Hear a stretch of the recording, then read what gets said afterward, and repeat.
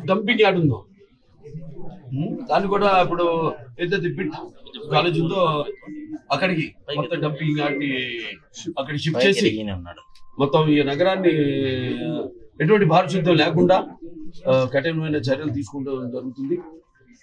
ఇంకా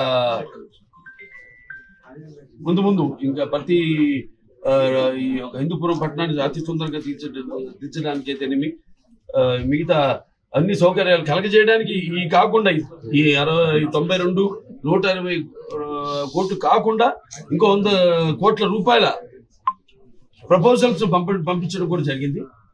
అది కూడా శరవేగంగా మనకి ఆమోదం వస్తుందని తెలియజేయడానికి ఎంతో సంతోషిస్తున్నాను. మొన్ననే సీఎం గారిని ఇక్కడ హైదరాబాద్ లో కలిసినప్పుడు కూడా వెంటనే పని మీద వెళ్తున్నాం.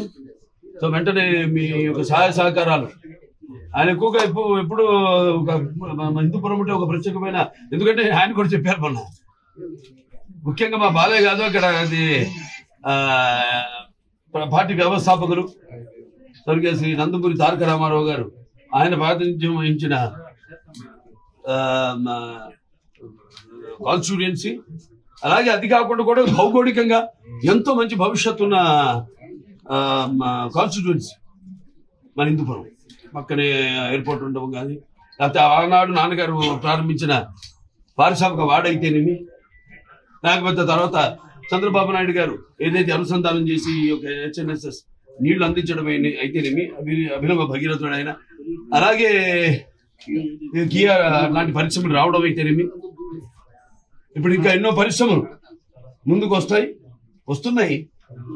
చర్చలు జరుగుతున్నాయి వాళ్ళకి కావాల్సిన అవసరాలు ఏంటి వాటిలన్నింటినీ కూడా త్వరగతిన హిందూపురం ఒక తలమానికంగా మన రాష్ట్రంలోనే నిలబడానికి మా అందరి శాసకులు, అందరి కౌన్సిలర్స్, ఇప్పుడు అందరికి వారికి అయితేనేమి, ప్రభుత్వ అధికారులకి అయితే మీకు, మీ అందరికి పాత్రికేయులు అందరికి కూడా అయితే మా కృతజ్ఞతలు తెలియజేసుకుంటాను. ఫైన్ ఆర్ట్స్ దానికి సంబంధించి నటుడిగా ఇచ్చారు.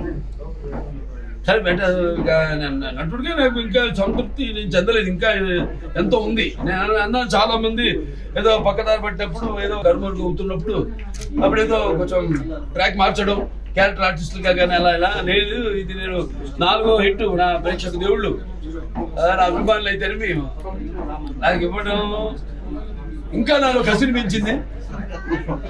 అంతే అంటున్నాను, అందుకే అన్నాను నా 2 innings ఇక్కడ మొదలైందని. థ్యాంక్స్. నేను నటించిన రకరకాల పాత్రలు అది మరి ప్రజలే దానికి ఆమోదం వేశాను. ప్రతి పాత్ర నాకు ఛాలెంజ్గా ఉండేది. నాకు ఎవరు ఛాలెంజ్ కాదు, నా పాత్రే నాకు, ప్రతి పాత్ర ఛాలెంజ్. నాకు ఆ ఛాలెంజ్ నాకు నేనే అందుకే అంటాను, ఏంటి వీటికి అంతా తెలుసు అనుకుంటారు కొంతమంది నన్ను చూసి. నాకంటే తెలుసుకునేంత గొప్ప విద్య ఇంక వేరేది లేదని నేను అంటాను. అంటే నా గురించి నేనే తెలుసుకుంటున్నాను. ఎప్పుడు మనిషి ఒక దాంతో ఒక స్థాయితో తృప్తి పడటం కాదు, ఆ పైన ఇంకా ఇస్తున్నారు అవకాశం. దాన్ని ఇంకా ఎలా మనల్ని మనం పదును పెట్టుకోవాలి అన్న ఒక తపన ఉండాలి. ఆ తపనే నన్ను నడిపిస్తుంది. అదే పుణ్య దంపతుల అమ్మగారు, నాన్నగారు ఆశీస్సులు, ఆ కళమ్మ తల్లి ఆశీస్సులు, ప్రేక్షక దేవుల ప్రోత్సాహం. సార్ ఎన్టీఆర్ సార్ దాని మీద మీరు తప్పకుండా అండి వస్తుంది కూడా. అదే అందరి కోరిక, మా అందరి కోరిక. అప్పటిదాకా అది వచ్చేదాకా కూడా నాకు ఈ పద్మభూషణలు ఇవన్నీ నేను అంటాను కదా, ఇప్పుడు పదవులకు నేను అలంకారం కానీ పదవులు నాకు అలంకారం కాదండి. రామారావుకి భారతరత్న వచ్చే వరకు అది రావాలని వస్తుంది తప్పకుండా, అది అలాగే ఉంటుంది.